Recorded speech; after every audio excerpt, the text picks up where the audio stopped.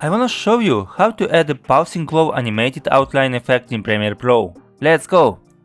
First of all, your object must be separated from the background, otherwise your effect will not work. Secondly, go to your effects and write Alpha Glow. Drag your Alpha Glow effect on your object. Go to Effects Control and under the Alpha Glow, increase your glow effect to 100. After that, by the star color, you can choose the one that you prefer. Following, move your timeline to the beginning of the layer and click Glow. The first stopwatch icon will appear. Move again your timeline to 1 second and modify the value of the glow to 30.